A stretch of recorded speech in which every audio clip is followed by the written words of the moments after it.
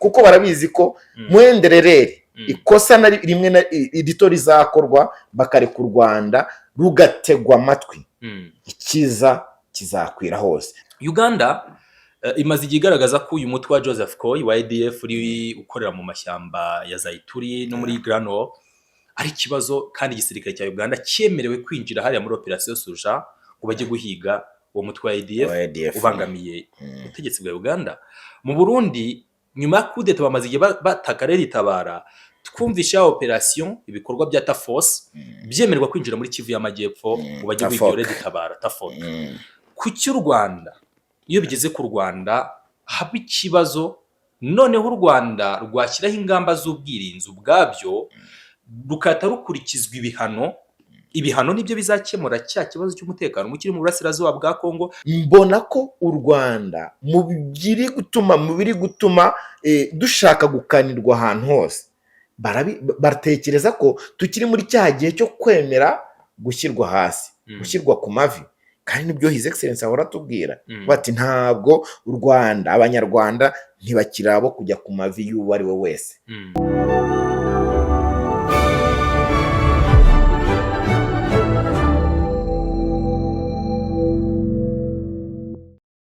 Ikaze bakunze bibuga Global Prime, mwese mukurikira amakuru n'ibiganiro byacu. Dukomoza ku mutekano, politiki na diplomasi. Nge ndise Mugeshi Bayingana, ndi kumwe na Joseph Iradukunda nk'ibisanzwe. Joseph, waramutse? Waramutse neza, meze neza, nta kibazo rwose, ndumva ndamukanye mbaduko, ariko nibisanzwe. Turacyari mu ntangira z'icyumweru, ni icyumweru uri gutangira ute muri rusange? Ni icyumweru natangiye neza guhera ejo, ariko kandi sinabura nakoba kari guturuka muri Middle East kuri isi dutuye. Umuntu wese arakubwira ati reka njye guhaha hakiri kare kubera ko ibiciro bishobora kuzamuka, ariko kandi mbibonamo kutizera leta, kandi buriya utizera leta yawe burya umuntu yanapfukama akagusengera. Nicyo gihari. Turasaba abakurikirana ibiganiro abe kwibuga Global Prime n'ahandi hose kugerageza bagashaka amakuru, ariko nyirizina bashakire kwibuga Global Prime. Tugerageza guhuriza hamwe ibibera mu isi nicyo byasobanura ku mibereho isanzwe y'abaturage. Reka rero twizere ko mwese mudukurikiye mumeze neza. Joseph, uyu munsi u Rwanda rukomeje kwibasirwa n'amahanga kugera naho ku ngingo irebana n'umutekano w'igihugu. U Rwanda rusa nkaho ruri gusabwa kubanza kwisobanura ndetse no kwaka uburenganzira ngo rurinde umutekano ureba igihugu, inkiko z'igihugu ndetse n'abanyagihugu muri rusange. Turaza guhuriza hamwe turebe impamvu ibihugu by'amahanga bikomeza kwibasira u Rwanda. Hari ingero z'ibihugu nk'iyo ntambara uvuze iri mu burasirazuba bwo hagati, ishingiye kuba Israeli ihora yikanga ko Iran yayigabaho ibitero, Israeli igahitamo kwibanza kugira ngo isenye ubushobozi bwose bwa gisirikare. Ibyo ntacyo amahanga bivuga, ahubwo ubona ibihugu byinshi bishyigikira Israeli bitera ingabo mu bitugu bavuga bati musenye ubwo bushobozi bwa Iran niba mutekereza ko ishobora kuba threats ku mutekano w'igihugu. U Rwanda rumaze imyaka 32 nyuma y'icuraburindi rya jenoside yakorewe abatutsi, igihugu gihora gisubiramo kenshi ko aba genocidaires basize badasoje cyangwa badashyize mu ngiro umugambi wabo wo kurimbura ubwoko bw'abatutsi mu Rwanda. Bahungiye mu burasirazuba bwa Kongo, bagerayo bahabwa ubufasha bwose nkenerwa, imyitozo, bahabwa ikibuga ndetse rimwe na rimwe n'intwaro. Heruka kumva ko no mu minsi itambutse Felix Tshisekedi uyoboye Repubulika ya Kongo yumvikanye avuga ko abo bose n'abari kurera batakorera ku butaka bwa Kongo bifuza gukuraho ubuyobozi bw'u Rwanda, bakihuriza hamwe akabatera inkunga. Niki ubona gituma u Rwanda iyo bigeze ku ngingo yo kurinda umutekano w'igihugu rusabwa kubanza gusaba amahanga? Ndabivuga mu ngingo zigira nko muri 3 bisa nibimaze kuba nka formule muri aka karere kacu, ko igihugu mukuru w'igihugu muri aka karere ushaka indi manda cyangwa se uri kwigana ku musozo wa manda ye afata igihugu cy'u Rwanda nka appui cyangwa se aho wahagurukira. Abadukurikiye bumve ko ari nka kwa kundi uba wicaye ufite imbaraga nke ugafata inkoni ugashinga hasi ushaka kwihagurukiraho. Ibihugu byose bishaka kwinjira mu matora bimaze kuba nk'umuco ko iyo ufitanye ikibazo n'u Rwanda bikorohera gutegura amatora yawe, cyane cyane iyo bigukomereye biri mu buryo bwo guhindura itegeko nshinga. Ibyo nkabishingira ku kuba ubwo Uganda yegerezaga amatora pani manda ishize, manda yabaje muri za 2018 2015 gutyo 2018 bishyira 2020 ntabwo u Rwanda rwari rumenyeranye neza na Uganda. Hari harimo ikibazo gikomeye cyane ndetse biranakomera, bamwe batangira gushinjanya ubutasi, byari byinshi mwarabibonaga, bigera n'igihe cyo gufunga imipaka. Nyuma amatora arangiye byahise bigenda neza rwose, umuhungu wa perezida Yoweri Kaguta Museveni yatangira ingendo mu Rwanda agaragaza ko ibibazo byari bihari byahise byikemura. Ntituzi ubutasi bwashinjwaga igihugu kimwe n'ikindi aho byarangiriye, ibibazo bashinjanyaga ntituzi aho byarangiriye, ariko kandi byatugizeho ingaruka zikomeye cyane. Icyo ngicyo ni kimwe. 2015 igihugu cy'u Burundi ku bwa Pierre Nkurunziza, Imana imuha amahoro n'imigisha, yitabye Imana, habaye imvururu, bananiwe kumvikana. Joseph Mukuru niwe tuganira akavuga ngo mu Burundi bananiwe kumvikana kubara kugeza kuva kuri 1 kugera kuri 3. Umwe yaravuga ati ngendi 1, abandi bati ngendi 3, ndati ni 2.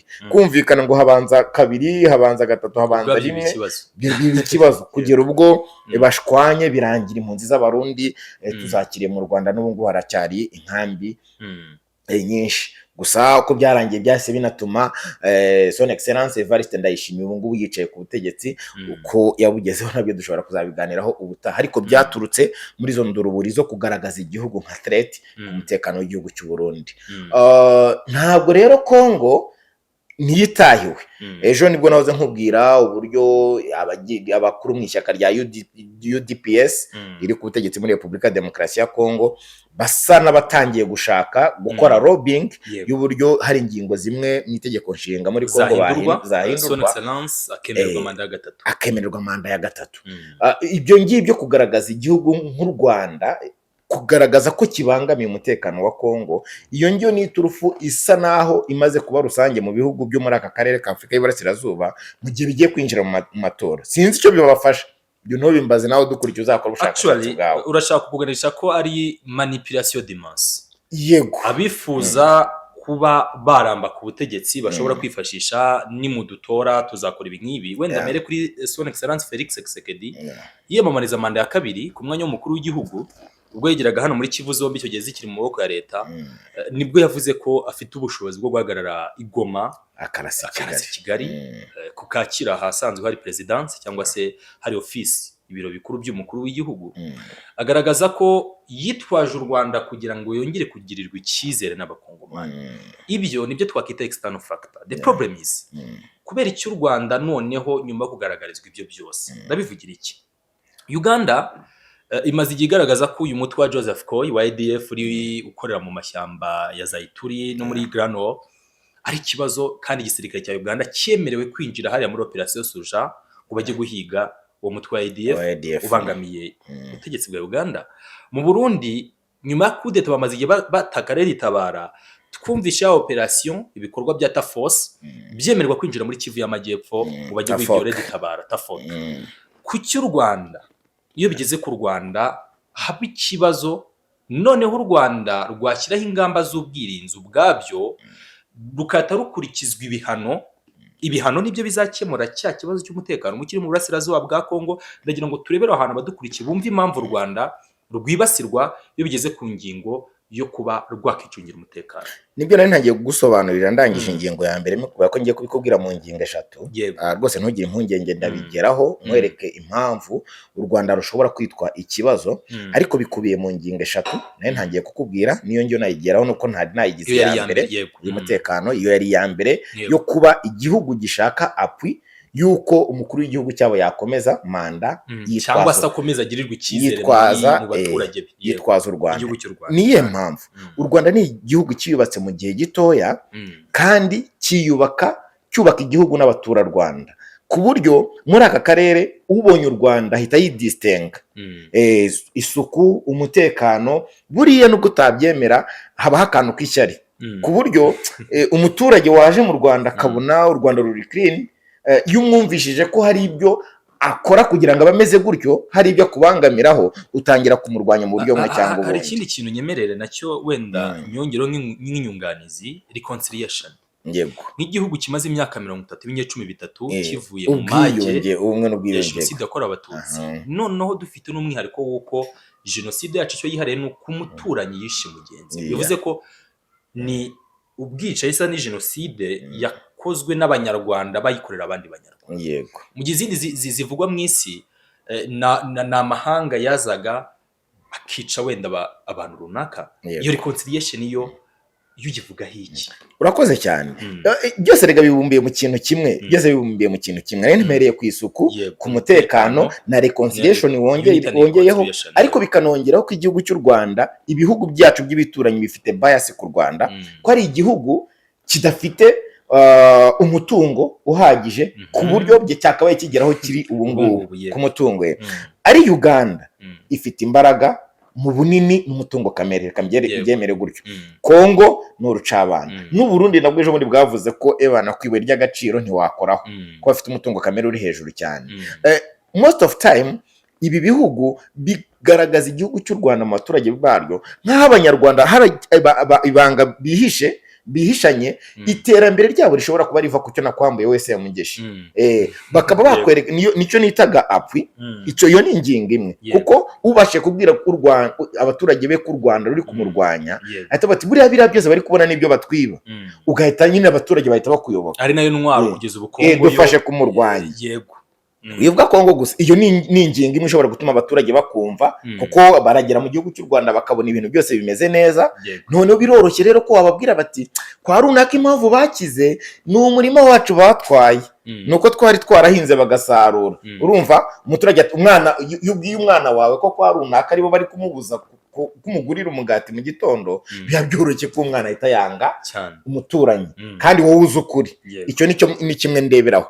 icya kabiri wari ubikomojeho muri kwa gushaka apwi yo kuguma ku butegetsi biroroshye ko ushobora kugaragaza u Rwanda nka threat ku mutekano wawe w'igihugu ariko nanone no kugaragaza ko hari ibyo utari kugeraho kubera rwa Rwanda ntabwo wansobanurira uburyo Uganda yahawe amahirwe yo kujya kurwanya imitwe yitwaje intwaro ADF ntabwo wansobanurira uburyo muri Kongo yahaye u Burundi uburyo bwo kurwanya Red Tabara muri operation Taforce muri akorade cyangwa se dushyize mu dukubo ntiwamenya niba mu maturufu ibindi bihugu byabashije kwinjira muri Kongo byinjiranye wenda hari ikintu cyabayeho nyine nacyo tukivuga banza unyumve neza yenda urakigarura ntiwamenya muri akorade mu dukubo ntiwamenya niba mu maturufu ibi bihugu byajyanye muri Kongo bijya kurwanya imitwe yabo yitwaje intwaro ntiwamenya niba bitarajyanye amaturufu bivuga ngo umwanzi wawe arava hariya twebwe twemerere turwanya abangaba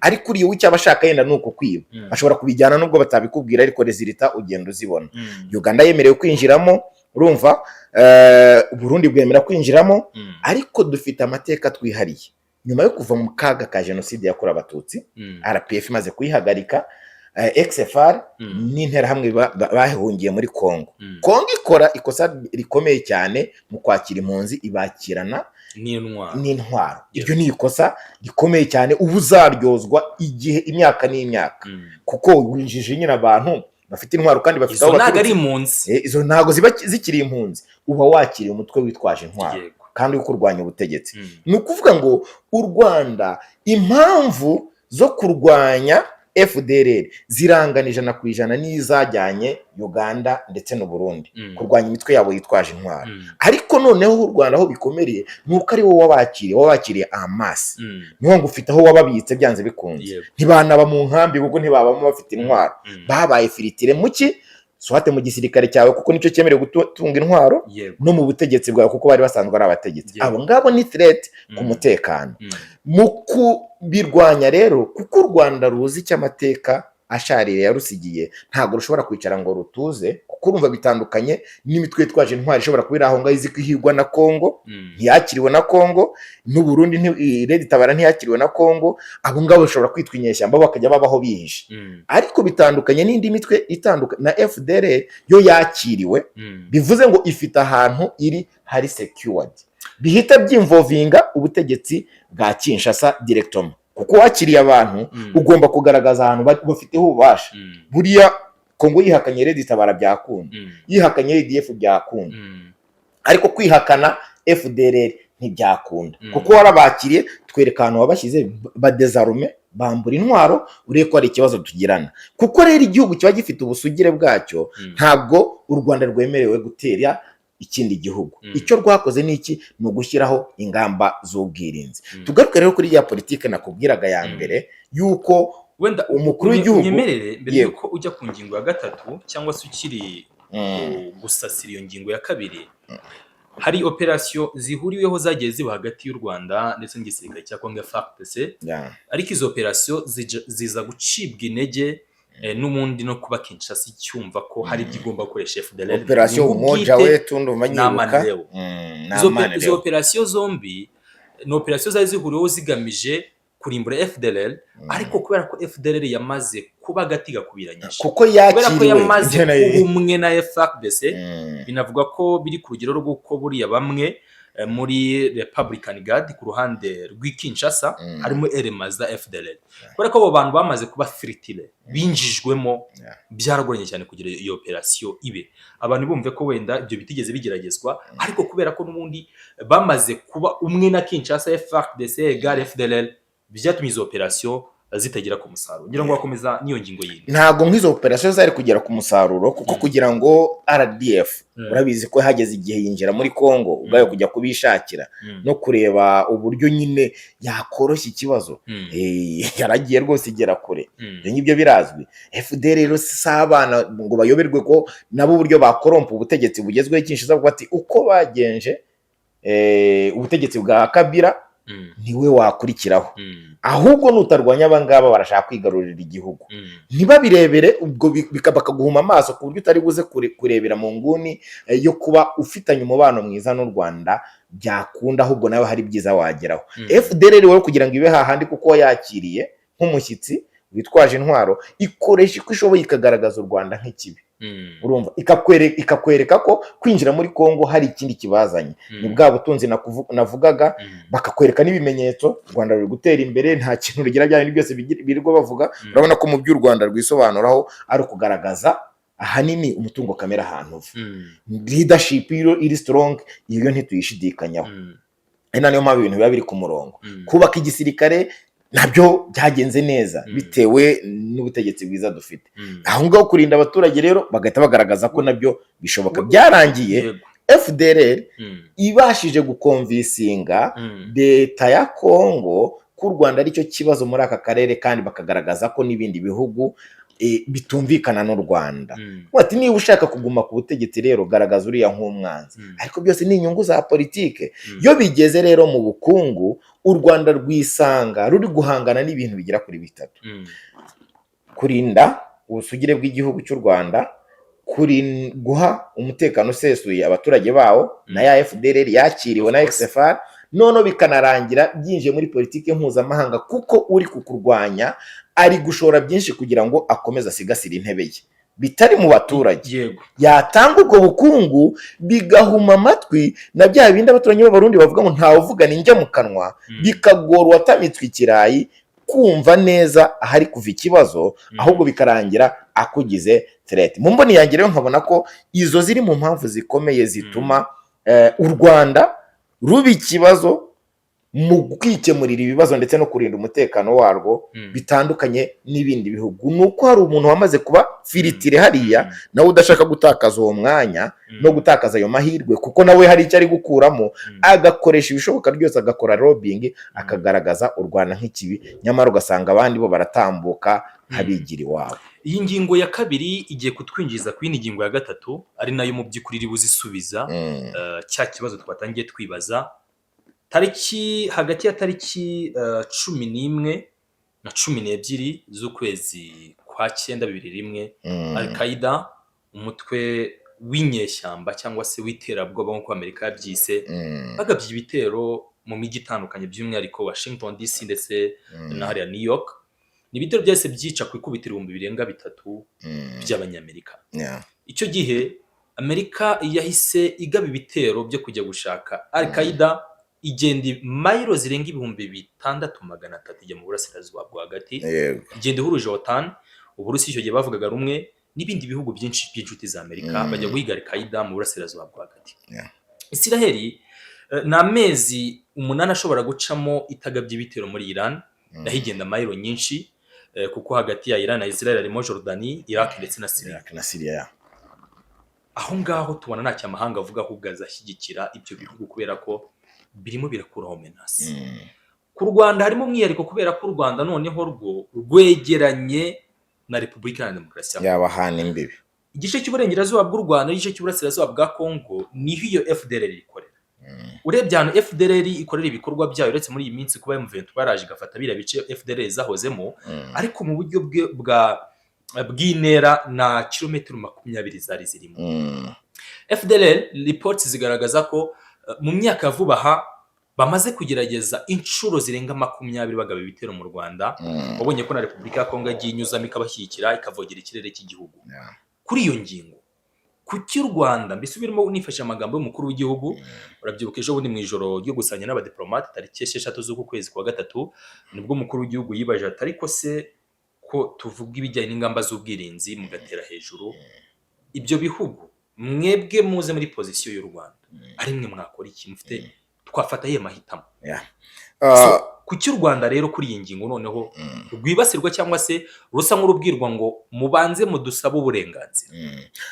Bwana Semugeshi, buriya umunyarwanda aricara avuga ati Imana yirwa handi gataha i Rwanda.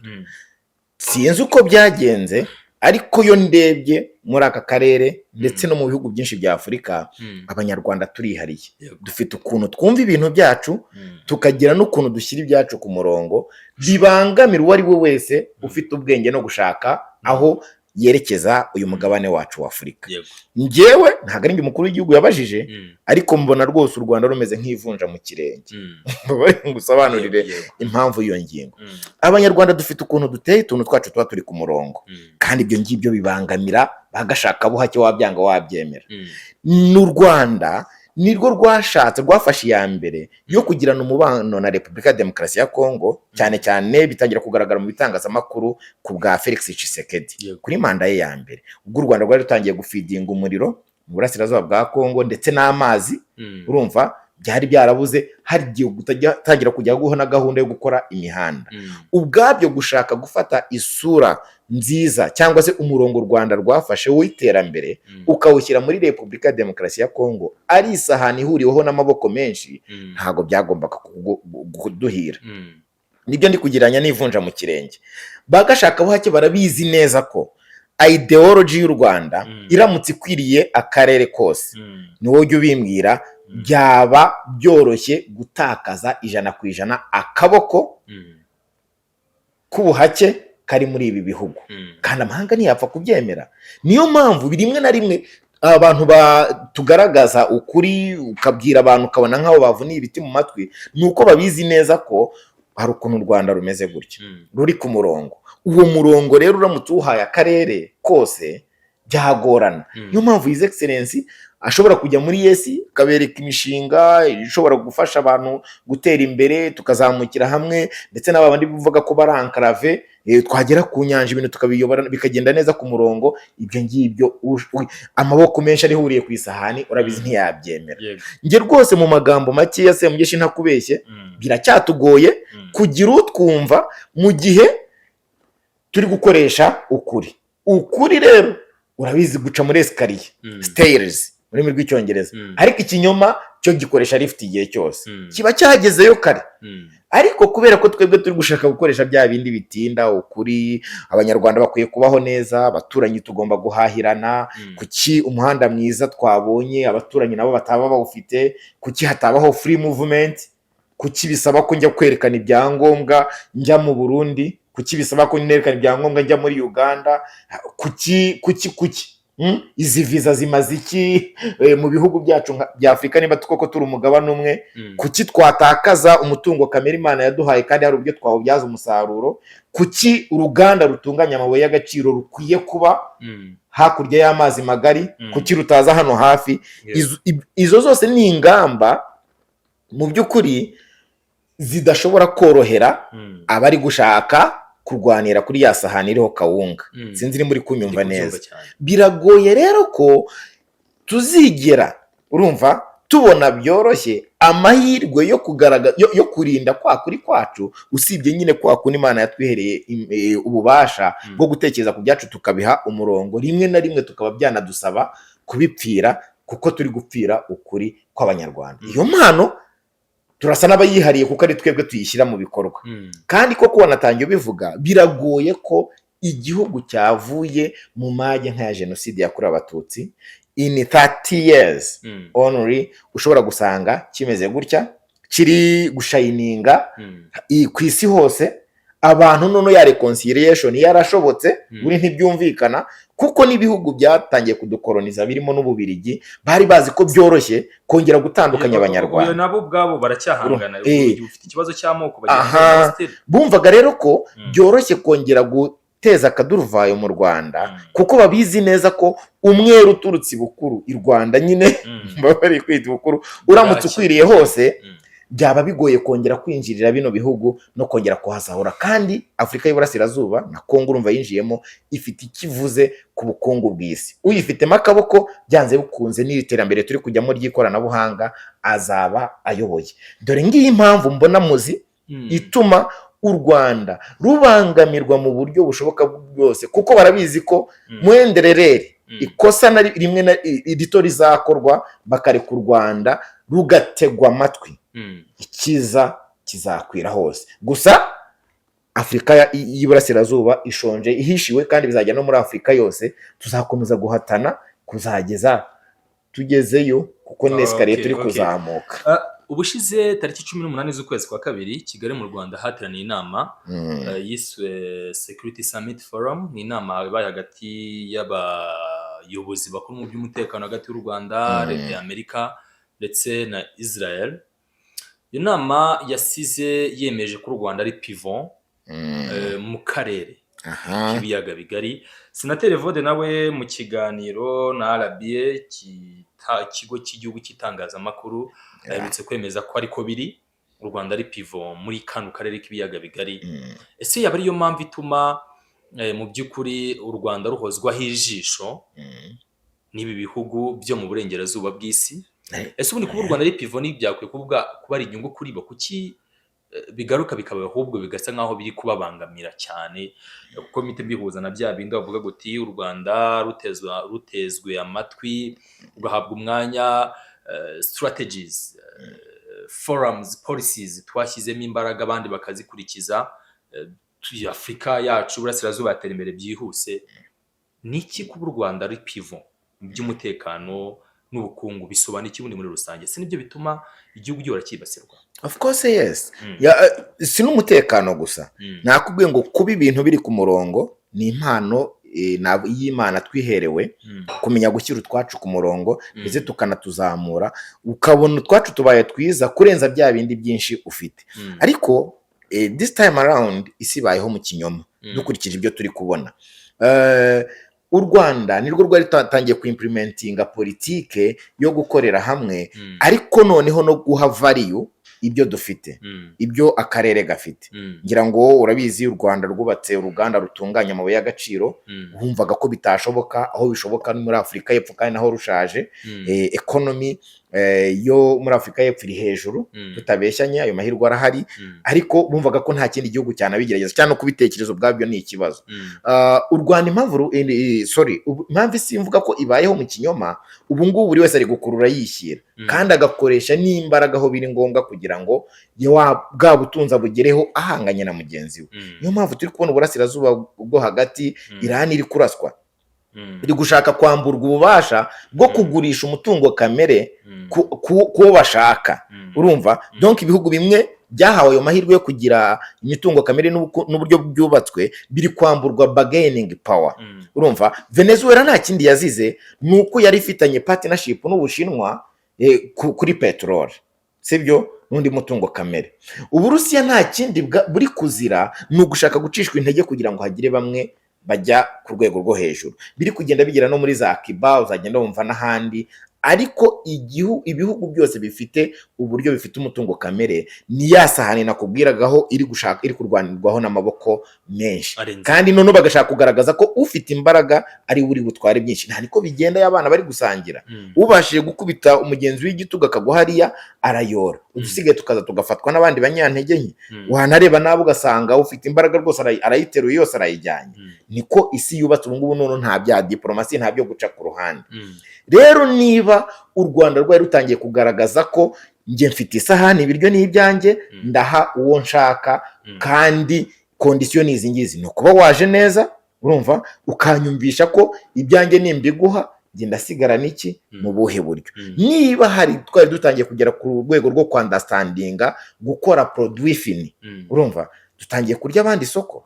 Niba twaganiraga nuje kuduha menshi kurenza undi akavuga ati how comes, hari ibyo nubatse, buriya biriya bihugu byagiye bikoloniza, hari ibyo bagiye bubaka bazi ko at the end of time hari aho bizabageza nyine bagasa n'abigaruriye igihugu, bagasaba n'abafashe igihugu mu cyabo bakacyongera ku cyabo. Ariko ntabwo bari biteguye ko reka byitwa ubwoko bwacu, iyi rase yacu izazamuka kugera ku gihe cyo gutekereza agaciro k'ibyo bafite.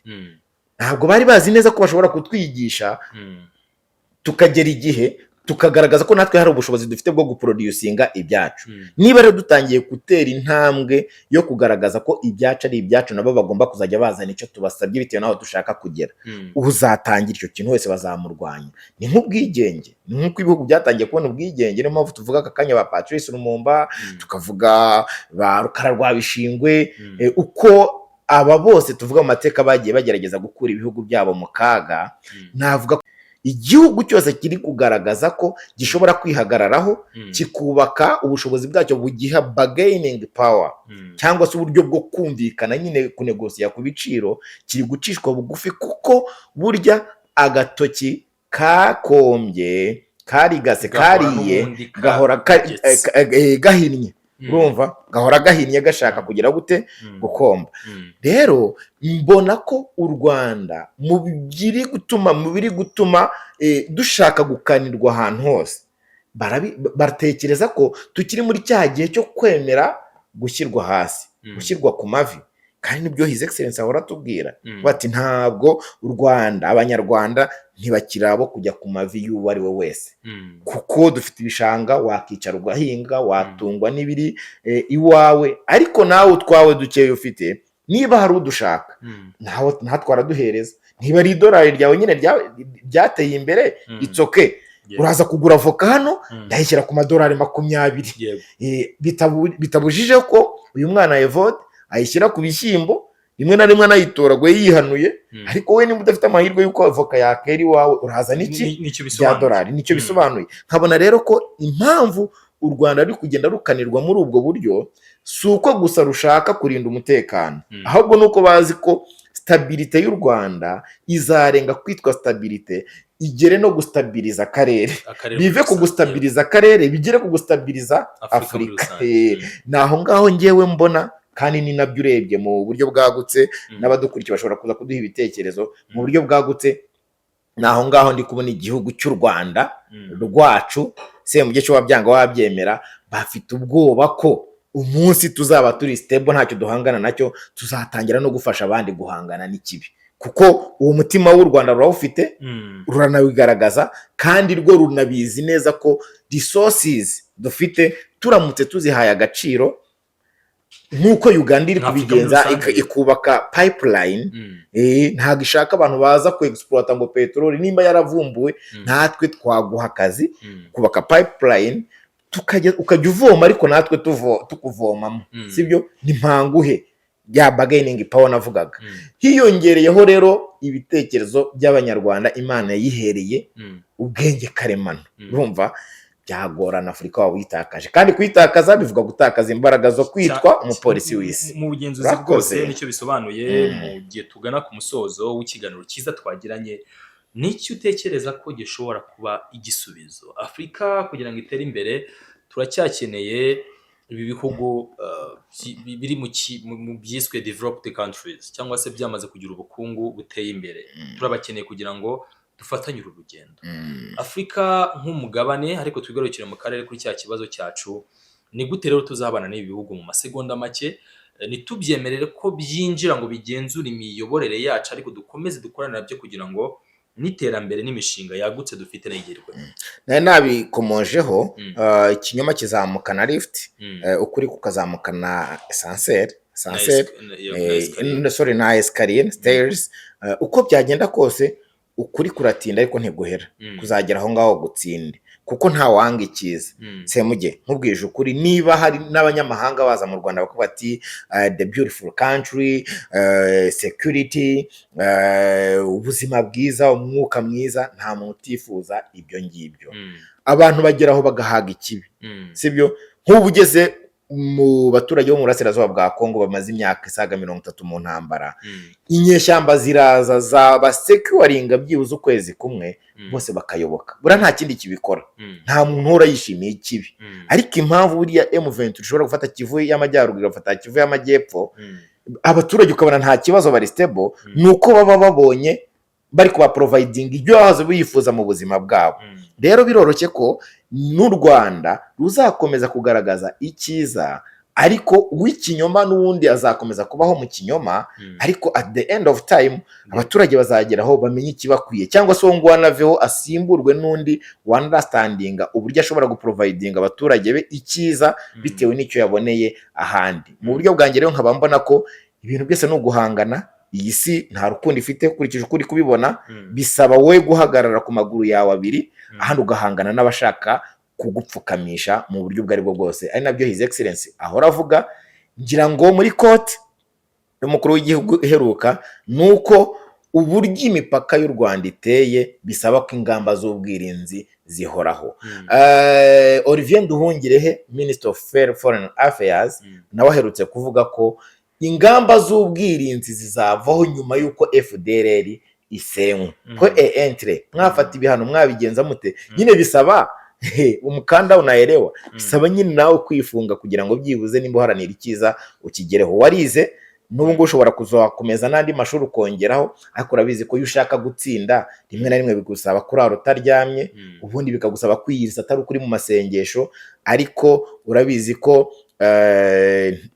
no gain without pain. You pain, then after you gain something. So we are paining, sometimes we shall gain. Nuko ngewe mbibona, nta yandi mahitamo, kuko isi yo nta rukundo igifite, nta no kumvikana, buri wese ari kureba inyungu ze. Uzacika intege akemera kujya ku mavi bizaba bimurangiranye, ariko kandi uzahatana mfite icyizere nashidikanya ko azagera ku gasongero. Joseph Iradukunda, winyemerere mushimire. Ndagushimiye cyane nanjye bwana Semugeshi. Mwabanye natwe kuva ikiganiro gitangire naho gisoreje. Dushimire kandi equipe technique yacu irangajwe imbere na Evode, amajwi n'amashusho meza muri kubona nibo babiri inyuma. Mwakoze, tuze kongera kubonana mu bindi biganiro byacu bikurikira. Mwakoze cyane.